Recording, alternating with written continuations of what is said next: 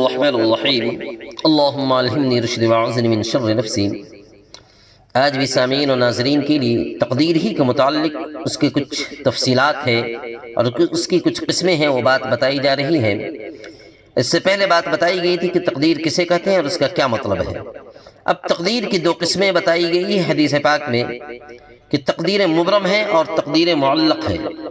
تقدیر مبرم کا مطلب یہ ہے کہ یہ تقدیر بدلتی نہیں ہے بلکہ یہ حتمی اور یقینی طور پر ہوتی ہے۔ جیسے کسی شخص کی تقدیر میں یہ لکھ دیا گیا کہ وہ 50 یا 60 سال کی عمر میں مرے گا، تو یہ طے ہے کہ وہ 50 سال ہی کی عمر میں مرے گا جتنی اس کی عمر ہے۔ لیکن دوسری جو تقدیر کی قسمیں بتائی گئی تقدیر معلق، اس کا مطلب یہ ہے کہ کسی کام کے کرنے پر وہ معلق ہے، وہ ڈیپینڈ ہے، اور اس کام کے کرنے پر تقدیر اس کی بدل سکتی ہے۔ مثلا یہ کہے اگر آپ نے ماں کی یا والدین کی خدمت کی تو اس سے آپ کی عمر بڑھ جائے گی،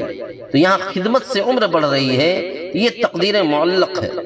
لیکن یہ اللہ کے علم میں ہے، اللہ کی معلومات میں کہ یہ آدمی والدین کی خدمت کرے گا یا نہیں اور اس کی عمر بڑھے گی یا نہیں،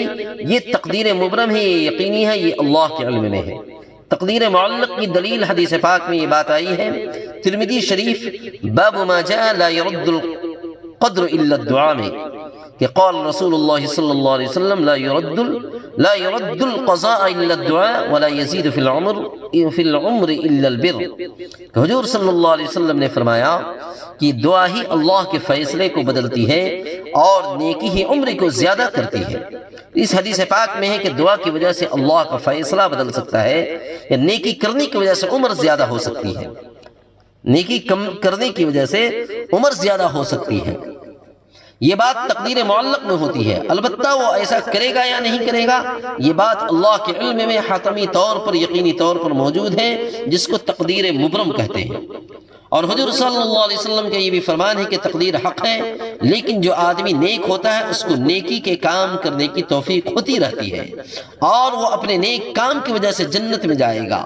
اور جو بد ہے اس کو برا کام کرنے کی توفیق ہوتی رہتی ہے، پھر وہ اپنے برے کام کی وجہ سے جہنم میں جائے گا۔ حدیث پاک میں یہ بات بھی آئی ہے، علی رضی اللہ عنہ فرماتے ہیں کہ ہم جنت البقیع میں ایک جنازے میں موجود تھے، حضور صلی اللہ علیہ وسلم نے فرمایا کہ ہم میں سے جتنے بھی نفس ہیں اس کی جگہ جنت یا جہنم میں لکھی ہوئی ہے، اور ہر ایک کا نیک اور بد لکھا ہوا ہے۔ تو ایک آدمی نے کہا یا رسول اللہ کہ ہم اپنے لکھے ہوئے پہ بھروسہ نہ کر لیں، عمل نہ چھوڑ دیں، تاکہ جو ہم میں سے نیک ہو خود نیک عمل کی وجہ سے جنت کی طرف چلے جائیں، اور ہم میں سے جو بد لوگ ہوں خود ہی بد عمل کی طرف چلے جائیں۔ تو آپ نے فرمایا نیک آدمی کے لیے نیک کام کرنا آسان ہو جاتا ہے اور برے آدمی کے لیے برا کام کرنا آسان ہو جاتا ہے۔